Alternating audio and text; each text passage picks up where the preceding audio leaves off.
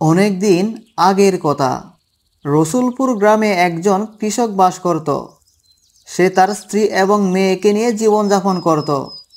চাষাবাদ করার জন্য এক টুকরো জমি ছাড়া তার আর কিছুই ছিল না। আরে কই গেলে বউ, তাড়াতাড়ি এসো, বাজারের ব্যাগটা দাও। আমাকে আবার এই লাউ বিক্রি করে বাজার করতে হবে। দেরি হয়ে গেলে লাউ বিক্রি করতে পারবো না। এই তো চলে আসলাম। এই ধরো। বলছিলাম কি, অনেক দিন হয়ে গেল মুরগির গোশত খাইনি। যদি আজকে বাজার থেকে একটা মুরগি নিয়ে আসতে খুবই ভালো হতো। আহ, শোনো বউ, মন তো আমারও চাই একটু ভালো মন্দ খাই, কিন্তু কি আর করব, গরিব হয়ে জন্মেছি। ভালো খাবারের সাধ্য কি আমাদের আছে? আচ্ছা ঠিক আছে, নামতে পারলে দরকার নেই, রাতে না হয় ডিম দিয়েই খেয়ে নিব। আচ্ছা, আমি এখন যাই, আমার অবেলা হয়ে যাচ্ছে। দেরি করলে পরে লাউ বিক্রি করতে পারবো না। বাবা, আমার জন্য মজা কিনে আনবে কিন্তু। ঠিক আছে বাবা, তোমার জন্য মজা নিয়ে আসবো, লক্ষ্মী মেয়ে আমার। করিম মিয়া তখন লাউ নিয়ে বাজারের দিকে রওনা হয়।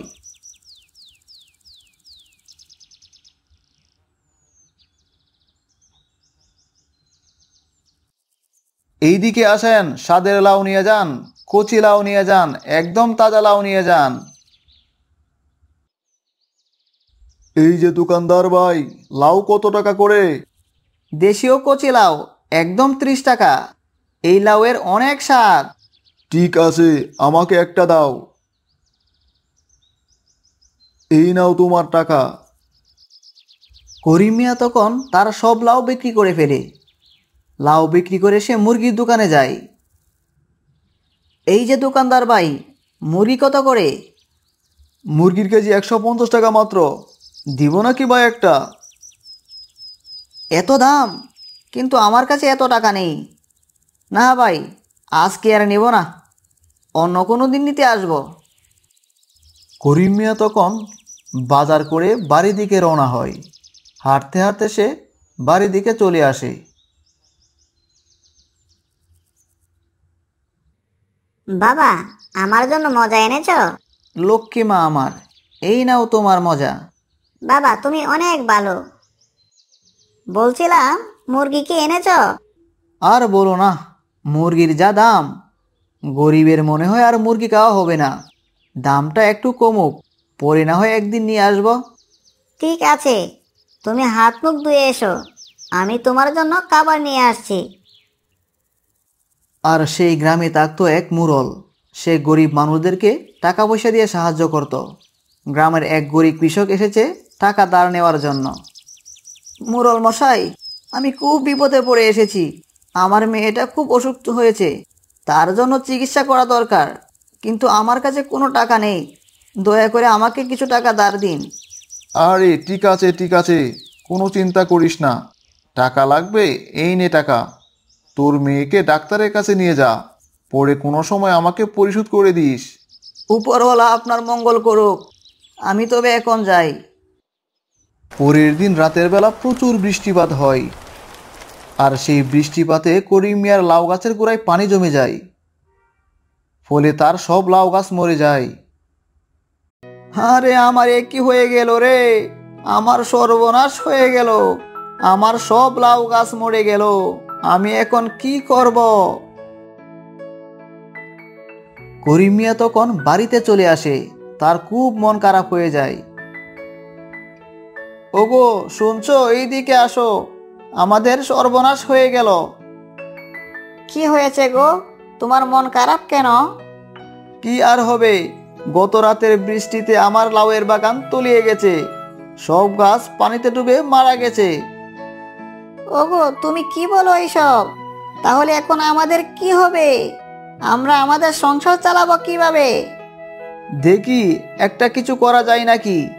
বিকেলে মোরল মশাইয়ের বাড়িতে যাব, কিছু টাকা ধার চাইব। করিম মিয়া তখন মুরলের বাড়িতে আসে টাকা ধার নেওয়ার জন্য। মুরল মশাই, আমাকে সাহায্য করুন, দয়া করে আমাকে সাহায্য করুন। আরে তোর আবার কি হয়েছে? তুই তো চাষাবাদ করিস, ভালোই ফলন উৎপাদন করিস। গতকাল রাতের বৃষ্টিতে আমার লাউয়ের বাগানে পানি জমে গেছে আর আমার সব গাছ মারা গেছে। এখন আমার কাছে চাষাবাদ করার মতো কোনো টাকা নেই। দয়া করে আমাকে একটু সাহায্য করুন। ঠিক আছে, চিন্তা করিস না, কিন্তু সময় মতো পরিশোধ করে দিতে হবে। আমি ফসল বিক্রি করে আপনার টাকা শোধ করে দিব, এই নিয়ে আপনাকে চিন্তা করতে হবে না। করিম মিয়া তখন মুরলের কাছ থেকে টাকা ধার নিয়ে বাজারের দিকে রওনা হয়।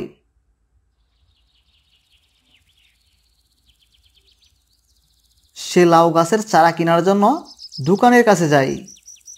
এই যে দোকানদার ভাই, আমাকে উন্নত মানের লাউয়ের চারা দিন, যেগুলোতে অনেক লাউ হবে।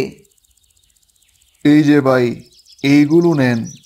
এইগুলো অনেক ভালো জাতের চারা। এই গাছ থেকে লাল লাউ হবে এবং লাউগুলো খেতে অনেক সুস্বাদু হবে। আপনি এই লাউ বিক্রি করে অনেক টাকা পাবেন। করিম মিয়া তখন লাল লাউয়ের চারা নিয়ে বাড়িতে চলে আসে। সে তার বাগানে এই চারাগুলো রোপণ করে দেয়। শোনো, এই বছর যে চারাগুলো লাগিয়েছি সে গাছ থেকে লাল লাউ হবে এবং খেতে অনেক সুস্বাদু হবে, আর গাছে অনেক লাউ ধরবে। ও মা, কি বলো? লাল লাউ হবে? আগে তো কখনো লাল লাউ দেখিনি। শোনো বাবা, এই বছর কিন্তু আমাকে একটা নতুন জামা কিনে দিতে হবে। সবাই নতুন জামা পরে, কিন্তু আমার কোনো নতুন জামা নেই। ঠিক আছে মা, তোমার জন্য সুন্দর থেকে একটা জামা কিনে আনবো। দেখতে দেখতে করিম মিয়ার লাউয়ের বাগান অনেক বড় হয়ে যায়। গাছগুলো অনেক বড় হয়েছে এবং গাছে বেশ লাউ ধরেছে। লাউগুলো দেখতে টকটকে লাল, অনেক বড় এবং সুন্দর। দেখো দেখো, আমাদের গাছের লাল লাউ দেখতে কত সুন্দর। আজকে এগুলো বাজারে বিক্রি করতে যাব, খুব ভালো দামে বিক্রি করতে পারবো। এরকম লাউ আগে কখনো কেউ দেখেনি। হ্যাঁ, এরকম লাল লাউ আগে কখনো কারো কাছে হয়নি। তুমি অনেক দামে বিক্রি করতে পারবে। করিম মিয়া তখন লাল লাউ নিয়ে বাজারের দিকে রওনা হয়।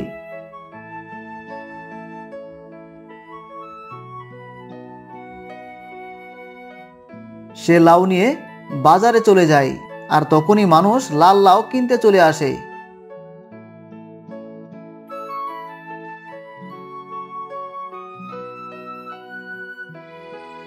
আরে ভাই, এটা তো লাল লাউ, কিন্তু আগে কখনো দেখিনি। কত টাকা করে বিক্রি করবেন? এই লাউ অনেক মিষ্টি স্বাদ, এই লাউয়ের দাম 100 টাকা। এই লাউ আর কখনো আপনি কোথাও পাবেন না। ঠিক আছে ভাই, তাহলে আমাকে একটা লাউ দেন। এই প্রথম লাল লাউ খেতে পারবো। করিম মিয়ার লাউয়ের দোকানে অনেক মানুষ আসে। সবাই করিম মিয়ার লাউ কিনতে থাকে। এভাবেই করিম মিয়া তার সব লাউ বিক্রি করে দেয়। সে লাউ বিক্রি করে অনেক টাকা পায়। আজকে মনে অনেক শান্তি লাগছে। অনেক টাকার লাউ বিক্রি করেছি। যাই এবার মেয়ের জন্য একটা সুন্দর জামা কিনে নিয়ে যাই, তাছাড়া একটা মুরগিও কিনতে হবে। করিম মিয়া তখন মেয়ের জন্য নতুন জামা আর একটা বড় মুরগি কিনে বাড়ির দিকে রওনা হয়।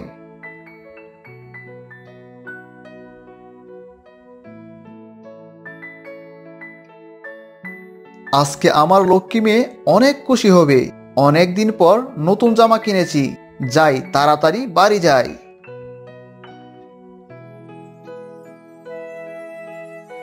আরে কই গেলে বউ, তাড়াতাড়ি এসো, দেখে যাও। বাবা, আমার জন্য জামা এনেছো?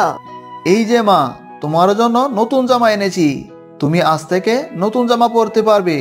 এই যে বউ, ধরো, বড় একটা মুরগি এনেছি। রাতে মুরগির গোশত দিয়ে ভাত খাবো। কতদিন হলো গোশত খাইনি। হ্যাঁ গো, আজকে আমরা অনেক খুশি। আমাদের মেয়ে নতুন জামা পরতে পারবে, এটাই আমাদের সবচেয়ে বড় আনন্দ। এভাবেই করিম মিয়া তখন লাল লাউ বিক্রি করে অনেক টাকার মালিক হয়। সে মুরগের টাকা পরিশোধ করে দেয়। সে তার ভাগ্যের উন্নতি করতে পারে।